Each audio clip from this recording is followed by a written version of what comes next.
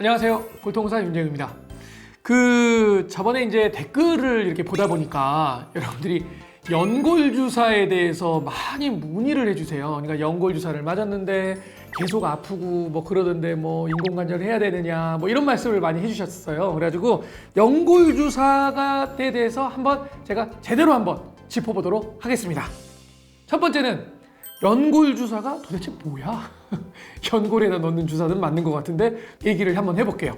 우리가 무릎 안에다가 기름칠 해준다고 생각하시면 돼요. 관절액을 보충하죠. 유식한 말로 히알루론산.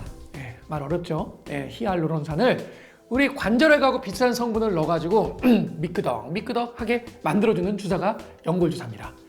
그래서 좋습니다. 많이 맞아도 상관없어요. 단 내가 관절염이 너무너무 심한데 이거를 맞아가지고 그러면 확 좋아질 것이냐, 그런 기대를 하시면 안 돼요. 그냥 그 주사를 맞고도 되게 부드럽더라, 좀 뭐 개운하더라, 좀 뻑뻑한 게 좀 줄어들었더라, 이 정도의 효과인 거지 막 내 무릎이 날아갈 것 같이 좋을 그런 주사는 아닙니다. 그러니까 조금 기대치를 낮춰주시는 게 좋을 것 같아요. 그러면 이게 6개월 간격으로 3주간 맞는, 일주일에 한 번씩 맞는 주사 맞죠? 맞아요. 그 주사예요. 그러니까 보통 그러잖아요. 아니 일주일에 한 번 맞으려는데 큰일 났다고 내가 지금 열흘이나 돼가지고 지금 이거 맞으면 큰일, 너무 늦었다고 막 이러면서 오시는 어르신들이 있거든요. 괜찮아요. 상관없습니다. 그럼 왜 일주일에 한 번씩 왜 맞으라고 하느냐? 그게 보험 기준 때문에 그래요. 보험 기준 때문에. 효과가 일주일이 넘어가면 큰일 나는 게 아니고 보험 기준이 6일은 안 되고요, 8일은 돼요. 웃기죠? 일주일이 지나야지만 보험이 됩니다. 그래서 일주일 간격으로 이렇게 한 번씩을 맞고, 아니면 2주일 간격으로 맞아도 전혀 문제 없습니다. 전 지금 머신 분들은 2주일 간격으로 맞으라고 해요. 그래서 마지막 3번째를 맞은 다음에 6개월이 지나면 다시 맞을 수가 있는 주사가 이거예요. 보험이요. 그럼 이제 궁금하죠? 6개월까지 기다리기는 뭐하고 3개월쯤 됐을 때 다시 한 번 맞고 싶어요. 그러면 안 되느냐? 돼요. 돼. 단 보험 기준에 어긋나잖아요. 그러니까 내가 내 돈 내고 맞으면 돼요. 그 보험 나 처리 안 할 테니까 그냥 내가 좀 더 돈 내고 맞으면 돼요. 근데 이 연골 주사가 그렇게 안 비싸요. 뭐 한 좀 몇천 원 더 내시면 되는 거니까 너무 걱정하지 마시고 얼마든지 맞으셔도 상관이 없습니다. 그리고 이제 요거하고 조금 비교가 되는 주사가 있어요. 우리가 보통 PN 관절강내 주사라는 주사가 있어요. 이름 무지하게 어렵죠. 폴리뉴클레오타이드를 집어넣은 주사예요. 그러니까 기름칠을 해주는 성분에다가 DNA 성분을 넣어놔서 재생력을 좀 좋게 해준다, 이런 개념의 주사거든요. 이건 나온 지가 한 3, 4년 정도 됐어요. 좀 더 새로운 주사죠. 그리고 이 주사도 원래는 보험이 안 돼서 되게 비쌌어요. 막 20만 원, 30만 원 했었는데 2020년 3월에 갑자기 뜬금없이 보험이 됐어요.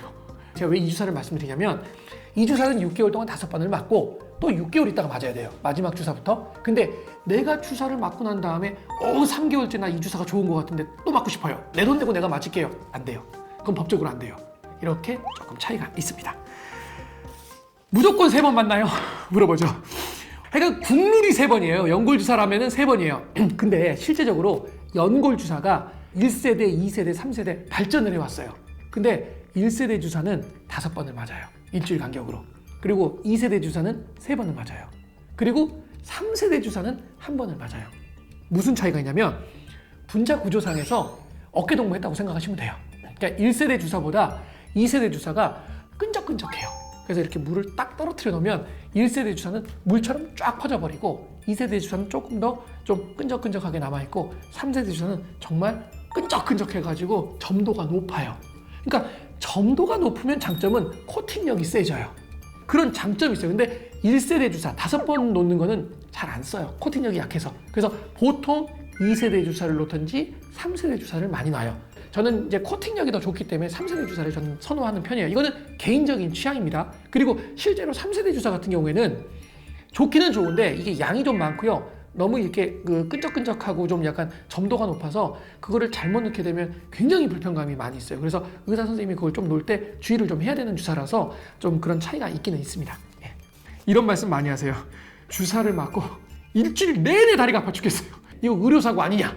이게 뭐냐면 의사 선생님이 주사를 놓으실 때 이제 관절 안에다 이렇게 쏙 잘 집어넣어야 되는데 인대 사이에 좀 들어가거나 이제 연골 사이에 조금 들어간 거예요. 그래서 이제 의료 사고까지는 아니고 예, 시간이 지나면 몸에 해로운 주사는 전혀 아니기 때문에 서서히 흡수는 돼요. 그래서 여러분들이 얼음찜질을 열심히 하시고 너무 걱정을 안 하셔도 상관이 없습니다. 예.